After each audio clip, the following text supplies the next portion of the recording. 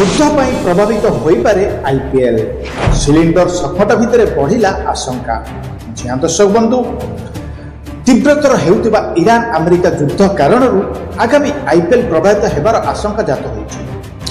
ବିଶେଷ କରି ବିଦେଶ ଖେଳାଳିଙ୍କ ଆଗମନ, ଯାତାୟାତ ସହିତ ଅନ୍ୟାନ୍ୟ ଲଜିଷ୍ଟିକ୍ ଆହ୍ୱାନ ଆଇପିଏଲ୍ ଆୟୋଜନ କ୍ଷେତ୍ରରେ ପ୍ରତିବନ୍ଧକ ସାଜିବ ବୋଲି ଚିନ୍ତା ପ୍ରକଟ କରାଯାଇଛି। ଦୁବାଇ ଏବଂ ଦୋହା ଭଳି ପ୍ରମୁଖ ଯାତାୟାତ କେନ୍ଦ୍ରର ବିମାନ ଘାଟିଗୁଡ଼ିକ ବନ୍ଦ ଥିବାରୁ ଆନ୍ତର୍ଜାତିକ ଖେଳାଳି ପାଇଁ ଏକ ବଡ଼ ସମସ୍ୟା ସୃଷ୍ଟି କରିବ। ପଶ୍ଚିମ ଏସିଆରେ ଦେଖାଦେଇଥିବା ଏହି ଯୁଦ୍ଧ ପରିସ୍ଥିତି ଉପରେ ବିସିସିଆଇ ଏବଂ ଆଇପିଏଲ୍ ପରିଚାଳନା ପରିଷଦ ବି ନଜର ରଖିଛନ୍ତି। ରନ୍ଧନ ଗ୍ୟାସ୍ ସଙ୍କଟ କାରଣରୁ ହୋଟେଲ ରହଣି ମଧ୍ୟ ଅନ୍ୟତମ ଲଜିଷ୍ଟିକ୍ ସମସ୍ୟା ସୃଷ୍ଟି କରିବାର ଆଶଙ୍କା ରହିଛି। ଏସବୁ ସମସ୍ୟା ବିଶ୍ୱ କ୍ରିକେଟ୍ ଉପରେ ବଡ଼ ପ୍ରଭାବ ମଧ୍ୟ ପକାଇବ ବୋଲି ଆକଳନ କରାଯାଉଛି।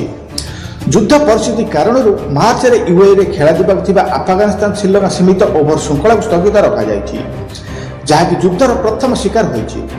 ବିଶ୍ୱକପ୍ ପରେ ୱେଷ୍ଟଇଣ୍ଡିଜ୍ ଏବଂ ଦକ୍ଷିଣ ଆଫ୍ରିକା ଖେଳାଳିମାନେ ମଧ୍ୟ ସ୍ୱଦେଶ ଫେରିବା ନେଇ ବିମାନ ଉପଲବ୍ଧ ନଥିବାରୁ ବିଳମ୍ବରେ ବାହୁଡ଼ୁଛନ୍ତି। ସମାନ ସମସ୍ୟା ଏବେ ଆଇପିଏଲ୍ ଖେଳାଳିଙ୍କ ପାଇଁ ଅନ୍ତରାୟ ସାଜିପାରେ। ଆନ୍ତର୍ଜାତିକ ଖେଳାଳିଙ୍କ ବିଳମ୍ବିତ ଆଗମନ ମଧ୍ୟ ବିଭିନ୍ନ ଆଇପିଏଲ୍ ଦଳର ପ୍ରସ୍ତୁତିକୁ ପ୍ରଭାବିତ କରିବାକୁ ଯାଉଛି।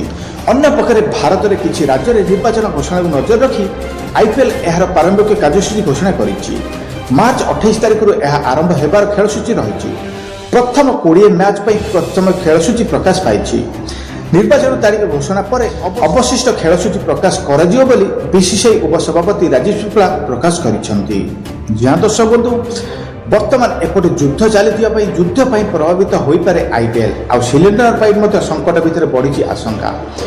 ବର୍ତ୍ତମାନ ସେପଟେ ଇରାନ ଆମେରିକା ଯେଉଁଭଳି ଯୁଦ୍ଧ ପରିସ୍ଥିତି ଲାଗୁ ରହିଛି, ୟୁଏଇରେ ମଧ୍ୟ ଯୁଦ୍ଧ ଲାଗୁ ରହିଛି, ତା ଫଳରେ ଆଇପିଏଲ୍ ପ୍ରଭାବିତ ହୋଇପାରେ। ଲଜିଷ୍ଟିକ୍ ଆଉ ଭାରତର ବିଦେଶ ଖେଳାଳିମାନେ ଯିବା ଆସିବା ପାଇଁ ବର୍ତ୍ତମାନ ବହୁତ ସଙ୍କଟ ଦେଖାଦେଇପାରେ। କାରଣ ବର୍ତ୍ତମାନ T20 ୱାର୍ଲଡ କପ୍ର ସମାପ୍ତି ହେବା ପରେ ବହୁ ଦେଶ ଯେକି ୱେଷ୍ଟଇଣ୍ଡିଜ୍, ସାଉଥ୍ ଆଫ୍ରିକା, ଇଂଲଣ୍ଡ ଖେଳାଳି ନିଜ ଦେଶକୁ ଯିବା ପାଇଁ ବର୍ତ୍ତମାନ ବହୁତ ହଇରାଣ ହୋଇଛନ୍ତି। କାରଣ ସବୁ କ୍ଷେତ୍ରରେ ବିମାନ ବନ୍ଦର ବନ୍ଦ କରିଦିଆଯାଇଛି। ତ ଏମାନଙ୍କୁ ସୁରୁଖୁରୁରେ ଯେମିତି ହେଉ ତାଙ୍କ ଦେଶକୁ ପଠାଯାଉଛି। କିନ୍ତୁ ଆଇପିଏଲ୍ ଖୁବ୍ ଶୀଘ୍ର ଆରମ୍ଭ ହେଉଥିବାରୁ ଯୁଦ୍ଧ ଯଦି ଠିକ୍ ଭାବରେ ସମାପ୍ତ, ଶାନ୍ତିଶୂନ୍ୟ ଭାବରେ ସମାପ୍ତ ନ ହୁଏ ତ ଆଇପିଏଲ୍ ପାଇଁ ବହୁତ ବିବାଦ ଉପୁଜିପାରେ ବା ପ୍ରଭାବିତ ହୋଇପାରେ ବୋଲି କହିଲେ ଚଳେ।